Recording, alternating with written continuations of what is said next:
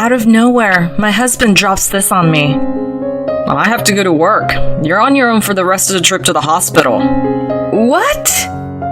My brain was foggy from a fever that was soaring over 104 degrees, but I managed to ask him this while he navigated us down a gloomy, nearly deserted street. He was halfway through driving me to the hospital because of my fever. I remember his reluctance when I first asked him to drive me. He had this sour look on his face. But it was him who canceled the ambulance I had called, grumbling, "Don't bother them for just a fever." As I was mulling over this, I noticed he had already pulled over. He got out and swung the passenger door open. Was he seriously going to drag me out? I held on for dear life to the passenger seat with my feeble hands, but it was to no avail. He yanked me out of the car and dumped me on the sidewalk.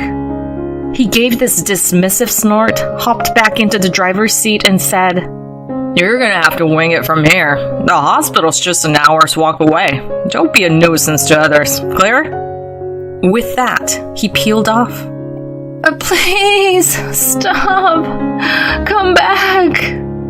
I knew my words were futile against the receding car. I was too drained to even stand. All I could do was cry and whimper out a cry for help. "Someone help me." I'm Kelly, a 40-year-old full-time mom. I live in a small town with my husband Ray and our 16-year-old son Mike. I met Ray through a friend. Back when we started dating, he would often say, "I'm gonna climb up the ladder, just you watch." I thought that maybe marrying him would lead to happiness, and at first it did. He worked at a well-known company, brought home the bacon. We had fun on our days off, catching movies and shopping. But when our son Mike started growing up, things began to shift. Ray, for one, never chipped in with childcare. He never once changed a diaper, and bath time was always a solo mission for me. Despite being able to take time off, Ray never showed up to any of Mike's school events. Heck, he never even took us on a family vacation. Long story short, he was never really a dad. These days, he and Mike barely exchange words. Of course, I try to mend their relationship, but Ray would always shrug me off, saying he was beat from work. As time wore on, I realized that Ray was more of a chicken than I thought. His grand promises weren't ambition, it was just hot air.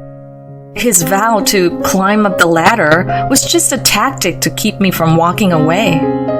Sure, he makes a bit more than the average Joe, but compared to his colleagues, he hasn't really made much headway.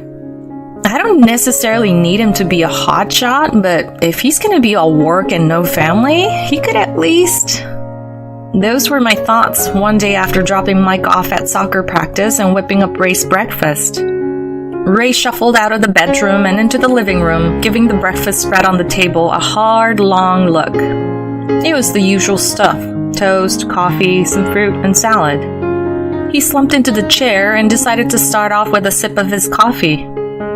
Then his brows knitted together and he grumbled, "What's this?" "Huh? Something wrong?" "It's the same coffee beans as always.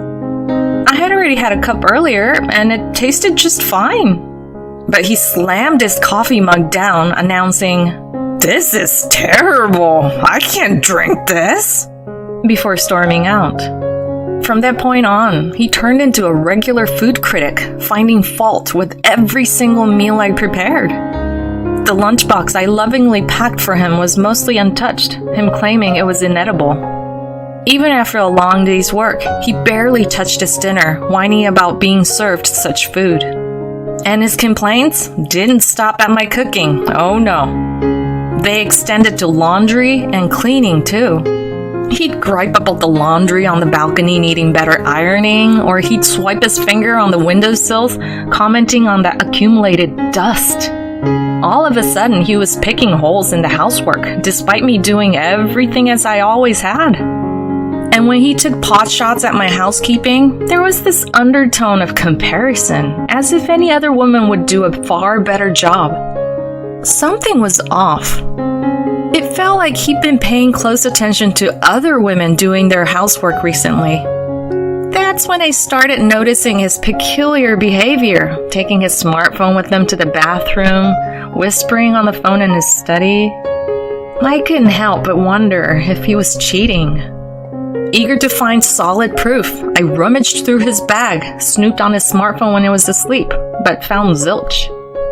I thought about hiring a private eye, but he controlled our finances and I didn't have extra cash. So, with this cloud of uncertainty looming, several weeks passed by. Our conversations became even fewer, and it seemed all he knew how to do was complain. It was a high-stress situation for me. And maybe that's why, one late night, I woke up in a feverish sweat. Since I had recently started sleeping separately from Ray, I was on my own. Somehow, I gathered the strength to crawl towards the living room. Of all times, I had left my phone there. As my vision started to swim, I felt a sense of danger. An overreaction perhaps, but I truly felt like my life was hanging in the balance. As I picked up my phone from the living room table to dial 911, Ray happened to saunter in. Why are you up at this ungodly hour?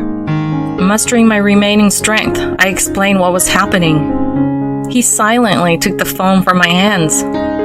Was he going to call an ambulance for me? But instead of the relief I expected, he blindsided me with his words. Calling an ambulance over a little fever? How embarrassing! You can't do housework properly, but you're an expert at causing me problems. If you get what I'm saying, just go back to sleep. You'll feel better. Instead of worrying, he just snapped at me. Half sobbing, I pleaded. Please, I need to go to the hospital. If not an ambulance, then please drive me in our car. I clung to him, begging almost incoherently. He seemed extremely unwilling, but eventually my persistent pleas seemed to break him down, and he agreed to drive me. I work tomorrow, you know. How's that gonna affect my sleep? Ray grumbled incessantly from the driver's seat. All I could do was listen, my head leaning against the passenger window as rain pounded against it. We were barely 5 minutes from home when Ray's phone buzzed. He pulled over and picked it up, ending the call after a short exchange. I have to go to work. You're on your own for the rest of the trip to the hospital. What? Work? At this time of night? My surprise caused him to flare up. You doubting me? Can't you drop me off at the hospital first before heading to work? It's not a big deal by car. The idea of walking to the hospital in this state, in this rain, seemed absurd. I clung to the passenger seat for dear life. But he was out of the car in no time, ripping open my door, unbuckling my seatbelt, and roughly grabbing my shoulder. Get out, quick! He practically hurled me out of the car with those words. My knees and palms scraped against the ground. The darkness made it hard to see, but it felt like I was bleeding. What the hell? That hurt! I yelled after him, but he just snorted, climbed back in the driver's seat, and zoomed off. Helpless, all I could do was watch his car disappear into the distance. The rain grew more intense, and my fever spiked. The streets were deserted, and my phone was still with him. The hospital was my only option. Using every bit of strength, I started to crawl toward it. The hospital staff would be waiting. Ray had told them I was coming. Other patients were likely waiting too. I couldn't afford to waste any more time. My consciousness wavered as I stumbled and got lost, but somehow I made it to the hospital. It had been 2 hours since I left home, a journey that should have taken 15 minutes by car. I spotted a nurse through the glass door as I tried to enter. Feeling a wave of relief, I lost consciousness. When I woke, I was lying in a hospital bed. The meds or the IV seemed to be working as my fever had broken. A familiar voice broke my trance. My son's voice. Mom, you okay? Mike's face filled with concern. Yeah, I'm okay. Sorry for scaring you. But why was he here? He smiled and helped me sit up, revealing Ray slouched in a chair. Soaked, his hair a mess, and for some reason, his legs trembling. What the heck had happened while I was out? Dad, you owe Mom an apology, Mike said seriously. Startled, Ray looked up. His face was gaunt, dark circles under his eyes. I'm sorry, he murmured. Mike wasn't exactly pleased, but he turned back to me and began recounting what had happened. After dumping me from the car, Ray had apparently headed back home. Mike had been awake, sensing something was off, and noticed my absence. When Ray came home, Mike asked him point blank where I was. Ray, as slippery as ever, tried to weasel out of the question. But Mike, stubborn as a mule, kept pressing him until Ray finally caved and admitted that he'd left me out in the rain.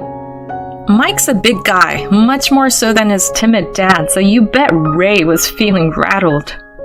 While they were going at it, the hospital I'd called and confirmed I was okay. Mike proposed that they head over to see me, but Ray brushed him off with the old, "I've got to work tomorrow" excuse. That's when Mike lost it. He got right up in his dad's face saying, "You're walking your ass to the hospital too."